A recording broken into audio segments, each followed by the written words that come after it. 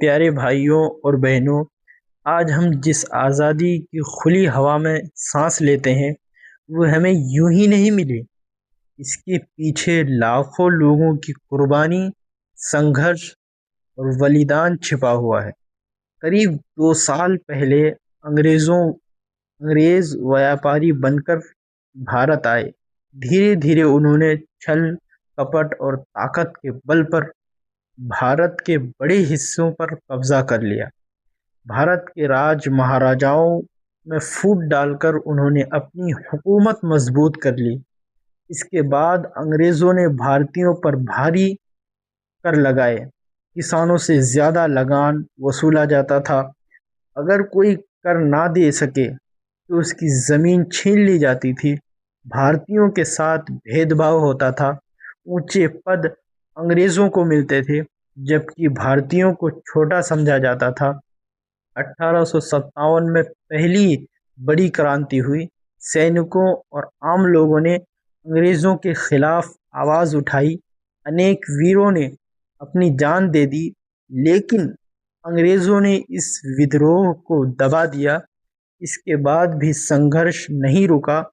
देश के अलग अलग हिस्सों में लोग आज़ादी की लड़ाई लड़ते रहे। कई लोगों को जेल में डाला गया, कई को फांसी दी गई और अनेक लोगों ने अपना सब कुछ देश के लिए कुर्बान कर दिया। भारतीय सैनिकों, क्रांतिकारियों और आम जनता ने मिलकर अंग्रेजी शासन का विरोध किया। कई लोगों ने सत्याग्रह किया, कई ने क्रांतिकारी रास्ता अपनाया। हर किसी का मकसद एक ही था कि भारत को आज़ाद कराना। हिंदू, मुस्लिम, सिख, ईसाई और दूसरे सभी धर्मों के लोगों ने मिलकर इस लड़ाई में हिस्सा लिया।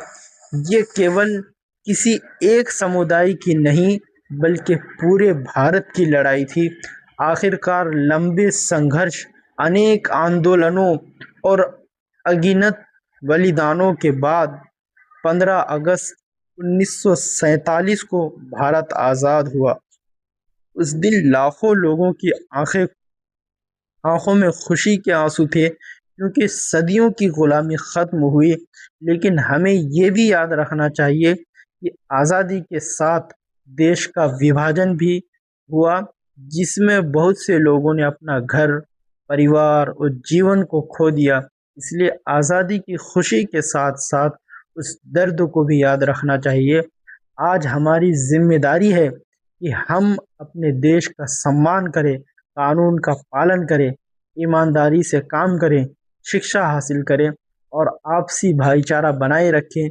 यही उन शहीदों के लिए सच्ची श्रद्धांजलि होगी, जिन्होंने अपने आज के लिए हमारा कल कुर्बान कर दिया। आइए हम दुआ करें कि अल्लाह ताला हमारे वतन भारत में हमेशा अमन, इंसाफ और तरक्की कायम रखे। आज मैं आपको एक ऐसे नौजवान की कहानी सुनाने जा रहा हूँ, जिसका नाम इतिहास में हमेशा सुनहरा अक्षरों में लिखा जाएगा। शहीद अशफाक उल्लाह खां। अशफाक उल्लाह खां का जन्म उत्तर प्रदेश के शाहजहांपुर में हुआ था। बचपन से उन्हें अपने वतन से बहुत मोहब्बत थी। जब उन्होंने देखा कि अंग्रेज भारतवासियों पर जुल्म कर रहे हैं, लोगों से उनके अधिकार छीन रहे हैं और उन्हें अपने ही देश में गुलाम बनाकर रखा गया है, तो उन्होंने फैसला किया कि वे चुप नहीं बैठेंगे।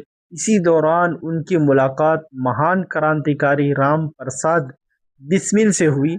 दोनों की दोस्ती इस बात की मिसाल बन गई कि देशभक्ति धर्म नहीं देखती। उनका एक ही मकसद था, भारत को आज़ाद कराना। 1925 में काकोरी कांड हुआ। क्रांतिकारियों ने अंग्रेजी सरकार का खजाना ले जा रही थी। ट्रेन को रोककर सरकारी धन अपने आंदोलन के लिए हासिल करने की कोशिश की। कुछ समय बाद अंग्रेजों ने कई क्रांतिकारी को गिरफ्तार कर लिया।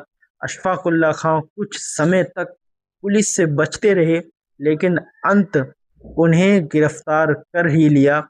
अंग्रेज अधिकारियों ने उनसे कहा कि अगर वे अपने साथियों के खिलाफ गवाही दे दें तो उनकी जान बख्श दी जाएगी। लेकिन अशफाकुल्ला खां ने साफ इनकार कर दिया कि उन्हें अपने साथियों से गद्दारी करना मंजूर नहीं किया। उन्होंने कहा कि वतन की खातिर जान देना मंजूर है, लेकिन अपने सिद्धांतों से समझौता नहीं। 19 दिसंबर 1937 को उन्हें फांसी की सज़ा दी गई। कहा जाता है कि वे बड़ी हिम्मत और सुकून के साथ फांसी के तख्ते की ओर बढ़े। उन्होंने अपने वतन से मोहब्बत को अपनी जान से भी ज़्यादा अहमियत दी। आज जब हम आज़ादी का जश्न मनाते हैं तो हमें याद रखना चाहिए कि ये आज़ादी अशफाकुल्ला खां और ऐसे अनगिनत शहीदों की कुर्बानी का नतीजा है। अल्लाह ताला उन सभी शहीदों पर अपनी रहमत नाजिल फरमाए और हमें भी अपने वतन से सच्ची मोहब्बत करने, ईमानदारी इंसाफ के साथ जीवन जीने की तौफीक अता फरमाए।